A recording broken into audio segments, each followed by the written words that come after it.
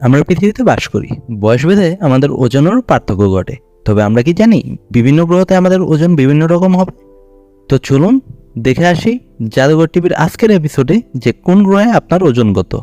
কিন্তু প্রথমে আমরা জেনে আসি ভর এবং ওজনের মধ্যে পার্থক্য কি। ভর এবং ওজনের মধ্যে বিস্তর ফারাক। কথায় কথায় আমরা ভর ও ওজনকে মিলিয়ে ফেললেও দুটি বিষয় আসলে এক নয়। ভর বলতে বোঝায় কোনো বস্তুর মধ্যে কতটুকু পদার্থ আছে। ওজন হলো কোনো পদার্থের ভর ও অভিকর্ষ ত্বরণের কুলফল। মানে কোনো বস্তুকে পৃথিবী তার নিজের দিকে যে বলে টানে তাই হলো তার ওজন। উদাহরণ হিসেবে বলি, আমরা যদি কোনো বস্তুকে ওপরে ছুঁড়ে মারি তাহলে তা যত বেগে মাটিতে পড়বে সেটাই তার ওজন। এখন আসি কোন গ্রহতে আপনার ওজন কত হবে। পৃথিবীতে যদি আপনার ওজন 50 কেজি হয় তাহলে অন্যান্য গ্রহতে কত হবে তাই চলুন দেখে আসি।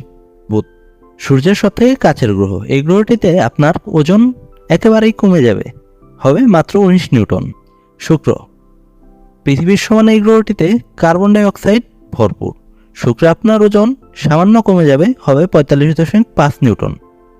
মঙ্গল লাল বর্ণালীর এই গ্রহটিতে আপনার ওজন হবে 19 নিউটন।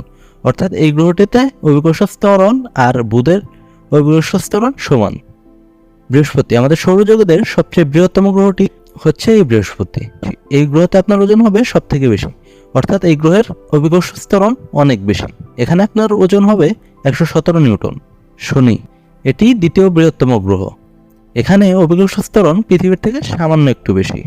এখানে আপনার ওজন হবে 53 নিউটন। ইউরেনাস এই নীল সবুজ রঙের গ্রহটিতে আপনার ওজন সামান্য কমে যাবে, হবে 46 নিউটন। নেপচুন সৌরজগতের সব থেকে শক্তিশালী ঝড় যে গ্রহটিতে হয় তার নামই নেপচুন।